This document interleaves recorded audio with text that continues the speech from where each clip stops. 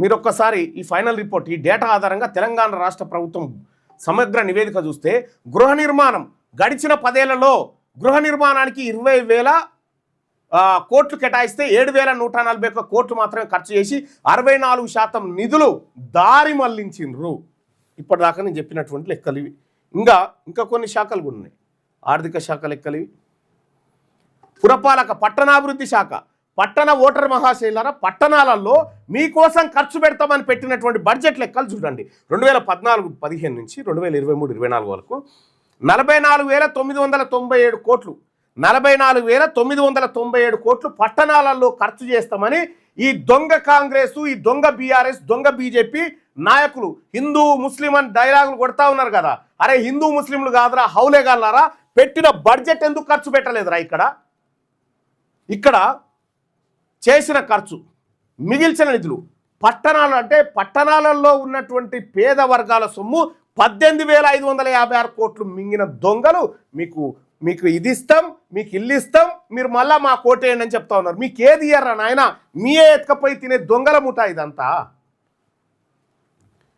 రోడ్లు, భవనాలు, ఓడరేవులు, ఇందులో 17,000 కోట్ల రూపాయలు దారి మళ్లించారు. 17,000 కోట్ల రూపాయలు దొంగతనం ఒక రకంగా చెప్పాలంటే. ఎటుపోయింది ఇన్ని వేల కోట్ల సొమ్ము? ఎవరి బొక్కసాలల్లోకి నిండినాయి? ఎట్లా వస్తున్నాయి వీళ్ళకు పెద్ద పెద్ద బంగ్లాలు? ఎట్లా వస్తున్నాయి వీళ్ళకు ఫామ్ హౌస్లు? ఎట్లా వస్తున్నాయి వీళ్ళకు విదేశీ పెట్టుబడులు? ఇగో రవాణా శాఖలో 175 కోట్లు మింగిరు. ఆర్టీసీ ఇప్పటికే నష్టాలలో ఉందంటే 175 కోట్లు ఆర్టీసీ సొమ్ము మింగిరు. మహిళా శిశు సంక్షేమం, వికలాంగుల సంక్షేమం, ఇక చూడండి, మహిళా శిశు సంక్షేమం, వికలాంగుల సంక్షేమం, మహిళల సొమ్ము, వికలాంగుల సొమ్ము, పచ్చి బాలింతల సొమ్ము 4,576 కోట్లు తిన్నారు.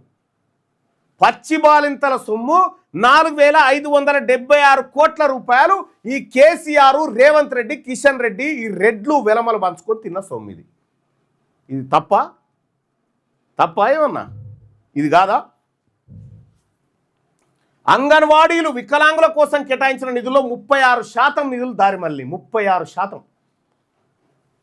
పరిశ్రమలు, వాణిజ్యం, పరిశ్రమలు, చిన్న పరిశ్రమలు పెట్టిస్తాం, పేదవాళ్ళతో కంపెనీలు పెట్టిస్తాం, మహిళా సంఘాలకు ప్రత్యేక వార్డులు ఏర్పాటు చేసి కంపెనీలు ఏర్పాటు చేస్తాం, వాళ్ళ ద్వారా ఇది చేస్తాం, అది చేస్తాం, లొటపీసాన్ని ముచ్చట్లు చెప్పిరా. 8,855 కోట్లు దానికి కేటాయించారు.